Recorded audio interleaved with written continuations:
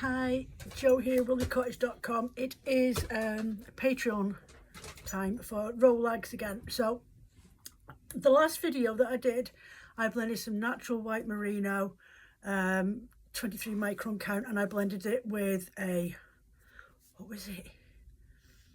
Royal Baby Alpaca, was it? Oh, Kid Mohair, I think.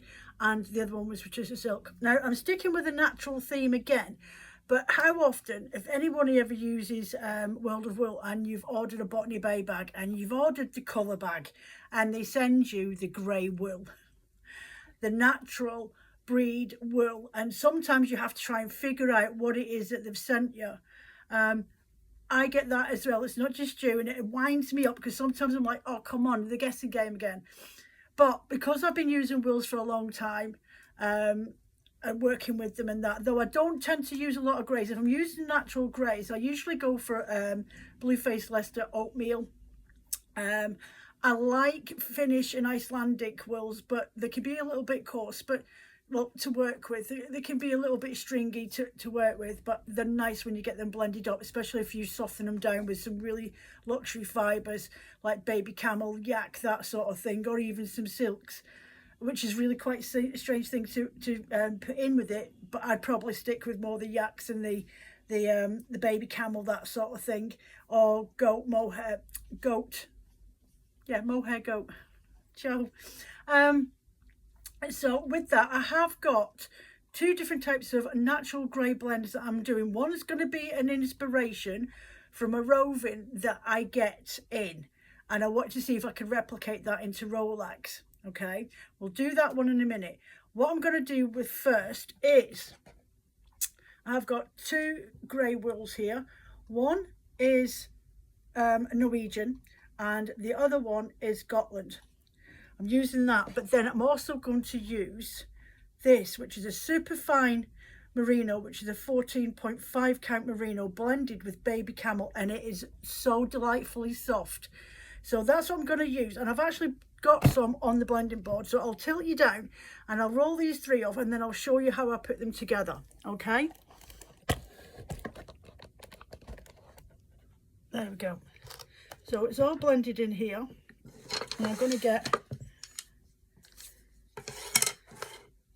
I just think sometimes when you've got a natural grey and you're really not keen on working with them like that, maybe just zhuzhing them up a little bit, have a little rootle around what you've got in your stash box. Maybe you've got some nice luxury fibres that you've always been a bit nervous to work with, or you've never got round to doing it. Well, why don't you have a play and blend it up with some of your natural discarded greys? You can use Suffolk, you can use the Cheviot, you can use the Shetland, and you can use any of them. Okay, it doesn't really matter, and then blend them up and have a little play to see what results you can get.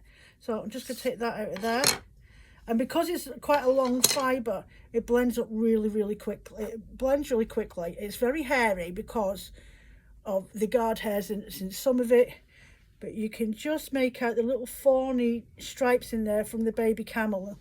I'll just put that to one side and we'll get the other two taken off the board. But it's a very, because of the long fibres, and there are a bit of guard hairs in there because of its origins, but it's not a massive problem. I mean, usually guard hairs fall out when you're spinning with them anyway. I'm certainly not going to pick them all out before I blend them, that's for sure. There we go. And you can see, hopefully on the camera, you can see the fawny colours in there. You'll have to excuse, it's been really overcast and I'm having to put my big light on as well as my spotlights above us here so I can get working today. So we've got another one. It's absolutely lovely, and it's got that silky sheen in there, with it having the Gotland in there as well as the natural Norwegian wool.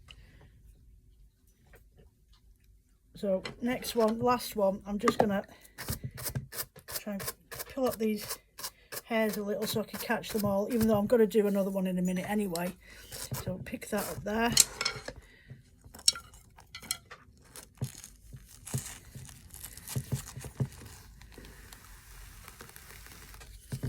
There we go.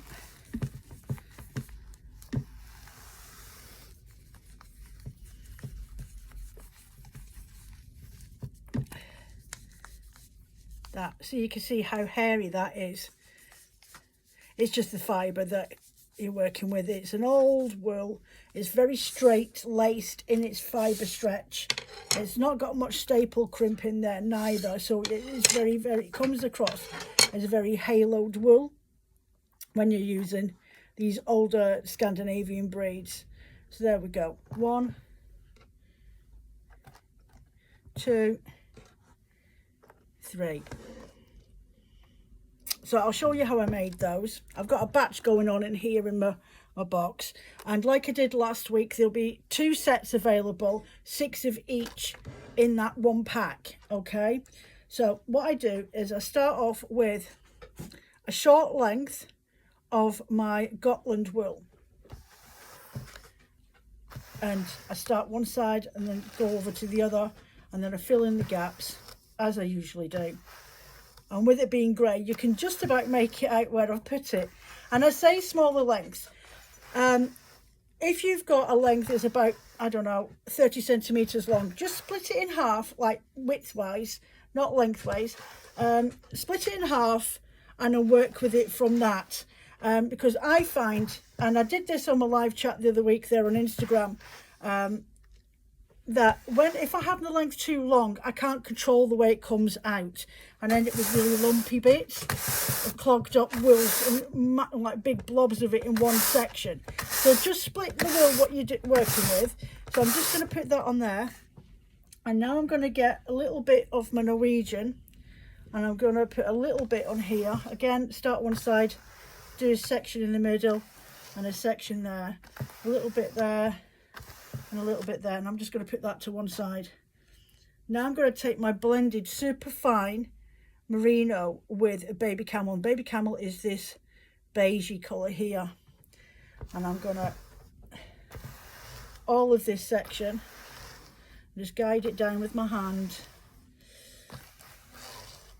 It just ups the game a little bit with this wool, with it being such a straight laced fibre, with it really hardly any crimp. I'll show you in a moment before I get rid of the rest of it on my board, but it doesn't really have any crimp in it yet. That's why I've mixed it with this.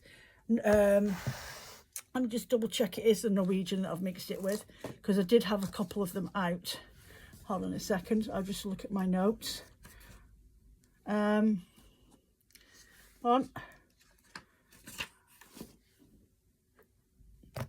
Gotland and Icelandic, not Norwegian, Icelandic. So I'll just pack that down. So you'll see with the Gotland in a minute. If you've ever bought Gotland locks, they have a nice little curl in them, but they don't really have a crimp, which is probably why they're really good suited for doing this sort of blending. So if you have a look at that, look how straight laced those fibres are. There's not much crimp in there. Excuse the state of my nails. There is not much of a crimp in that fibre. But when I add it to this other one, though it's not as, it's still quite a straight fibre, it does tend to have a little bit more crimp in there. So they're quite well suited with the 2 different tones. So I'm going to put this dark grey one over the top, this Icelandic. They're soft to the touch, but these are wools that you would really want to be using for outer garments, like for doing jumpers and things like that. So that's why they're really quite well suited for making into Rolags, because traditionally they've been hand carded.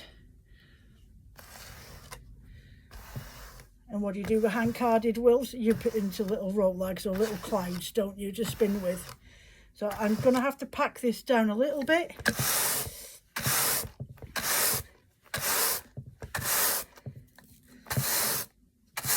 It's really quite easy, straightforward. This one here, as I say, with this superfine merino. Again, this one, even though there's a crimp in the merino, it's so fine. It really does suit working with these fibres.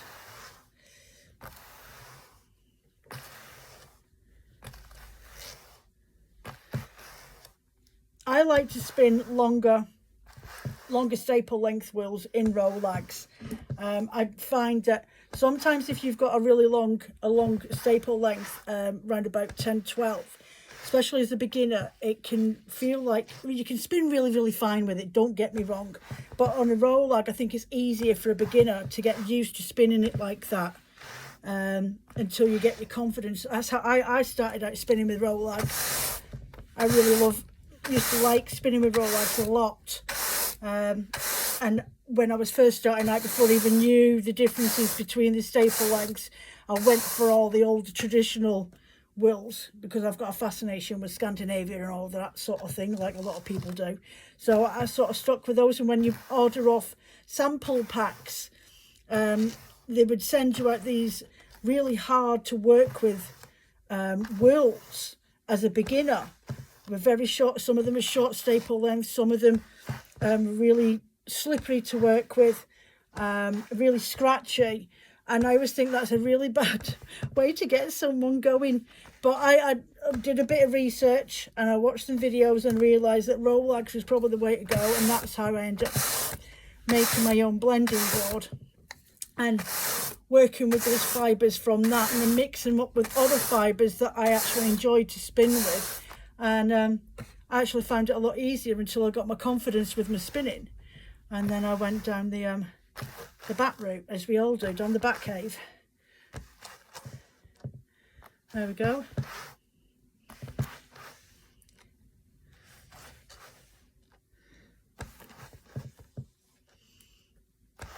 There we are.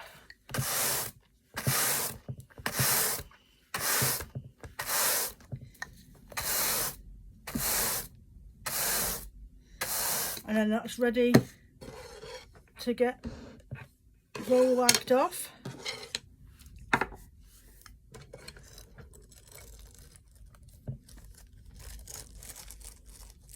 Just tilt it up a little bit and draft down the needles using your thumbs at the bottom of your board down here. Lift up and along.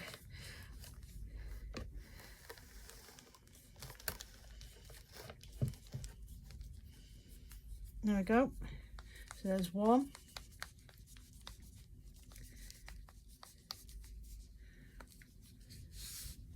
I'll put a little picture up now so you can see a bit more close up and a bit of better light what the colours look like. So you've got these different variations of greys in there, and then you've got this very subtle hint of the fawn from the camel in there as well, and then obviously you've got the white in there from the super fine merino. There we go.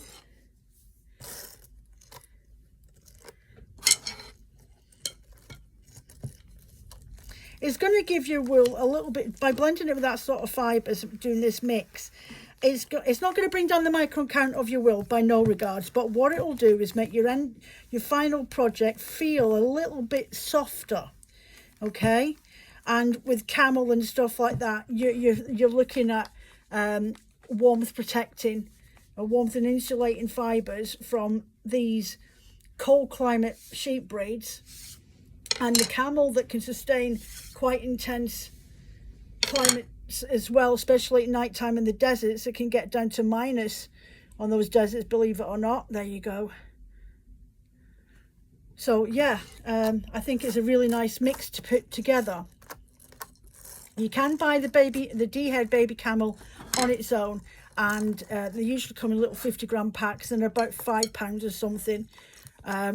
Less is more. You don't need a lot of it, okay? So last piece, drag that down the board. There we go, draft that a little bit. You hear that tugging on the tines. That means you're drafting it properly.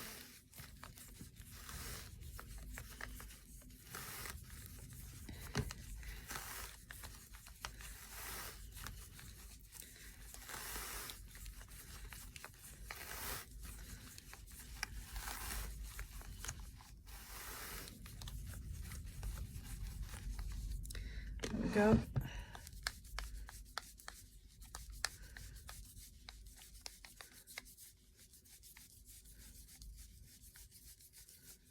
There we are. So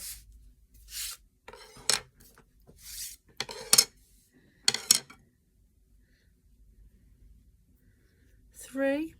Well, there's going to be 6 of these, so you've got 1, 2, 3, 4. There you go. 4 Gotland and Icelandic Rolex with super fine 14.5% merino and baby alpaca, baby camel. Okay, so that's the first one. Back with you in a second. I'm just going to go and grab a cup of tea. So the next blend I'm going to show you, which I've got on my board here. Okay, now it's inspired by this roving that I get in now and again. It's a Corriedale blend, okay, of the fawn Corriedale and the coloured Corriedale, so the milled dyed. So you've got this teal in there, and it's got natural grey Corriedale in there as well, but it's also got a hint of twisted silk. That, all right, I made the similar one with Rolex. It's very, very similar, isn't it? It looks like I've built, and honestly, I haven't pulled that and put it on my blender board and re-rolled it. I'll show you how I've done it now. So hopefully it's a good inspiration, but can you see, like, you've got these fawny colours in here, and then you've got the dyed, obviously, and then you've got the grey in there as well, and there is hints of coloured tissue silk just running through. So I have hand dyed tissue silk that I have dumped myself. Then I've got this Corriedale. Now I'm going to split this into half because I'm going to use it twice, and also having smaller amounts to work with when you're blending makes your life a little bit more easier, and it helps you get a more even blend as well. Let's put that on the one side. Now I have got this, and this is one of those things that arrived in a Botany Bay bag, and it is actually dyed Gotland. And I've got 3 or 4 different colours, but they've all been done in hair colours. So I presume that there's been an order, a custom ordering for those to be dyed, or they've done something. So I've got like a maroon over there, and I've got a brown as well, like an auburn and a chestnut brown. But I've gone with this because I wanted to try and replicate that fawny colour that was in that roving. So I'm only going to use a pinch of this. I don't need a lot of it. Then I have got natural grey Cheviot, a very old wool once again, and this time I've got some finish, some grey finish wool that I'm blending with it as well. So what we'll do is I'll pop you down. You can see me taking these Rolex off, and you can see, honestly, I genuinely have not, because I even surprised myself. I thought, oh, I'll give this a go and see if there's something that you guys might find useful. But there you go, there's the roving, and that's what it looks like. And you can see the sheen of the tissue silk in there as well. And then you've got the different colours. And I use this quite a lot. Right, so I'm just going to take these off. Let's pop you down a bit. Oh, come on, down you go. Right. Just going to get that under there. Move my little brush out of the way. Okay, so tuck that under there like that, as you usually do. Lift up just a little bit and start to draft and turn as you go. Look at that. And you can see that hint of fawn in there and the different shades of greys, and then the tissue silk and the Corriedale just poking through. I think it's as near as Namit to getting imitating that roving that you can get, and it will spin up like that roving as well, because that roving's not been designed to be split into sections and you're spinning it off as it is, so they'd spin up very, very similar. See, there you go. What do you think in comparison to that? It is very, very uncanny, isn't it? I've just got a lot more hand dyed tissue silk in mine in comparison to what was put in there, and that's mill dyed, not hand dyed. There we go. So again, your blender board, draft back, just prop up against your tummy if you need a little bit of pressure. Some people put clamps on the boards. I don't really. they just end up getting in my way. And then it makes me grumpy, and we really don't want Joe grumpy these days. Come on away. There we go.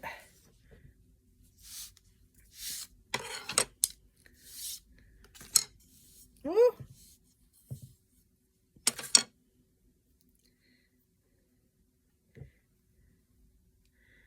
Roll that up. There we go. Put that on there. Just pull in your little corners as well. If you find it's sort of stretching out along, hold on a second, pull it, your corners here, so just pull them in just ever so slightly. Get your dowels underneath.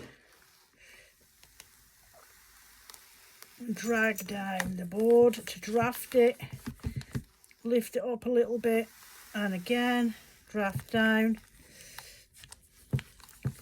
And then just lift it up ever so slightly so you start to get those tuft ends down the board and blended so they're out smooth. Because they do start to create like a bit of a nest up the top. And again, see, try and draft them down your board. And again, you just want to try and straighten them out again. So it tries to get a neater finish on your Rolag. There we go.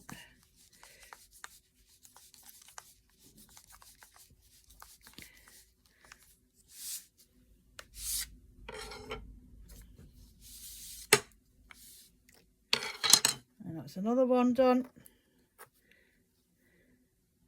Put that in my pot. Right, now I'll show you how I did it. Oh, there's one down there. Move that out of the way. Okay, so I've got my twisted silk and I split up the length that I had in half.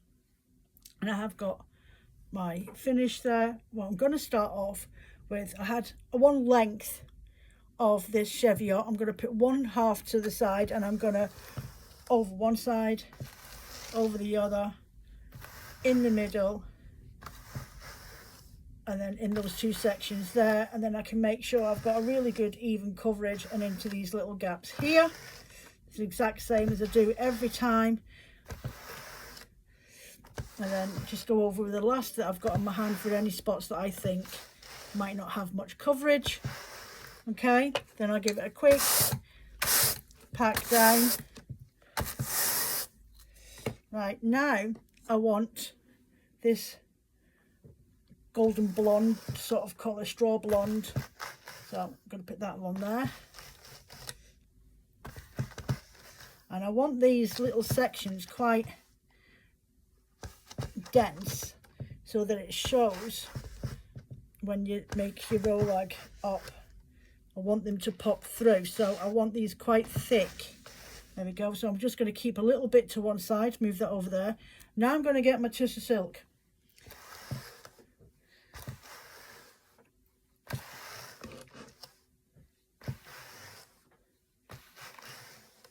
I'm going to go over the top of this blonde section as well, over that piece there, and over that piece, and then just keep putting it on the board, up the top, in that little section there, over here, until I've used up all my silk.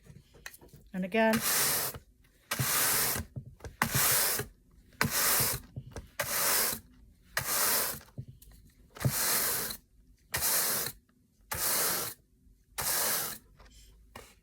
now I'm gonna get some of my finish wool, and I'm gonna put that over the top.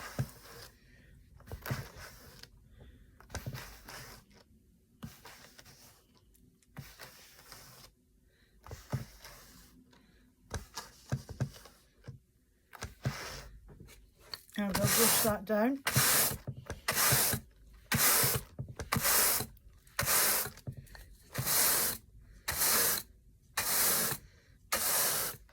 Okay, now I'm going to get some of my tealy coloured Corriedale and do sides, middle, in between, in between and then fill in those gaps.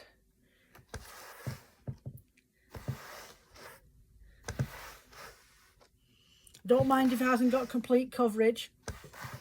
The achievement that I'm trying to get is that the greys pop through in between as well. So I'm not over layering too much of a solid colour. I want the actual greys to pop through and shine. So I'm going to go back with the rest of my finish.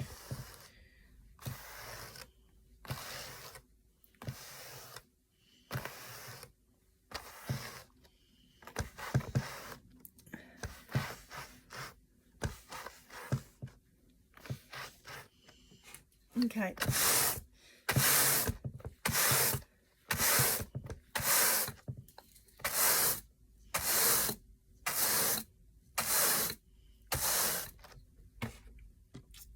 Now I'm going to go with the blonde again.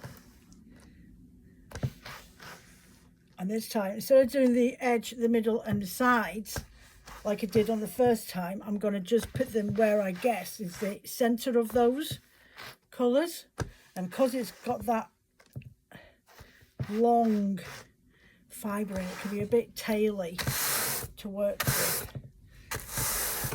Right.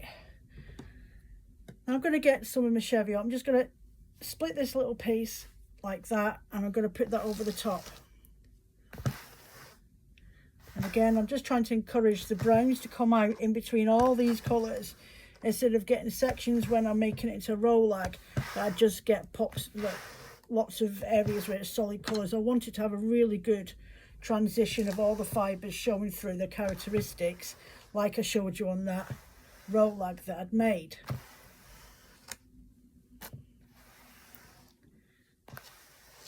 Like with that blended roving, it's got all the colours showing through the unique characters, and that's what I'm trying to replicate in this Rolag, by making sure that the grey pops out and that the teal isn't the star attraction, is working in partnership with the grey. So apart from the first layer, generally every other layer there should be a bit of grey in there. Again, I'm going to put the last of this on now. This grey Cheviot, and there'll be 2 packs of these available, okay, like I did with the other ones that are still on the shop now, if you're interested. There we go. So brush that down.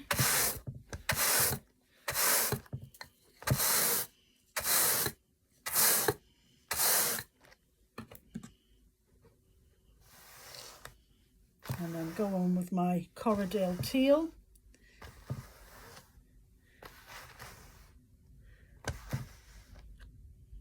Just a little bit of look, even after it's been milled, it's been dyed, there's still a bit of grass in there. It happens every so often.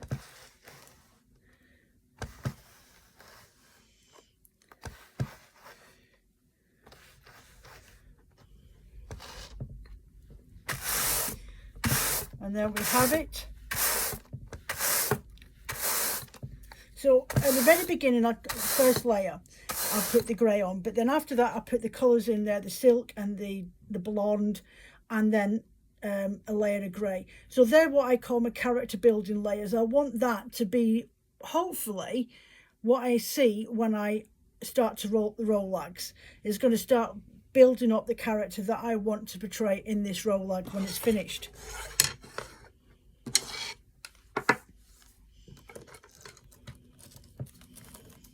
Right, there we go. Lift that up.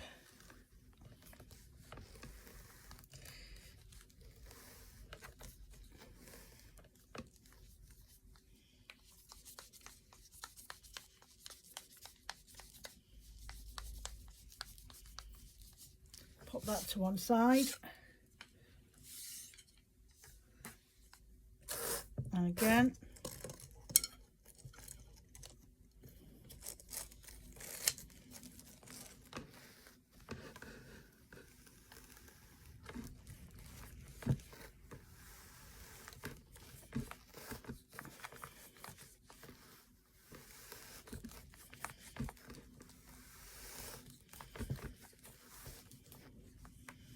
There we go, another one.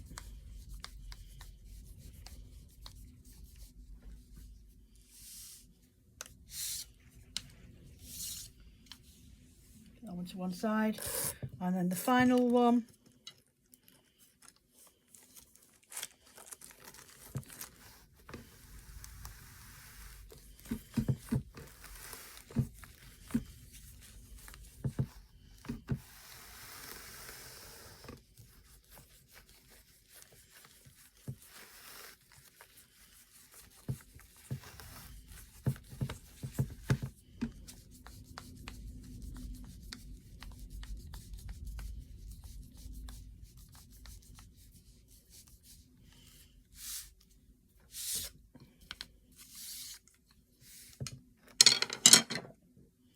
So we have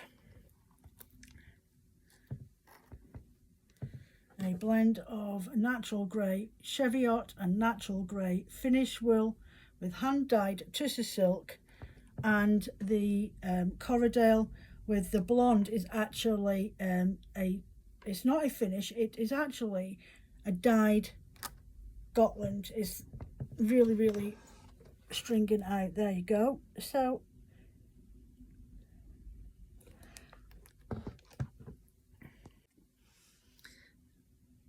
there you go.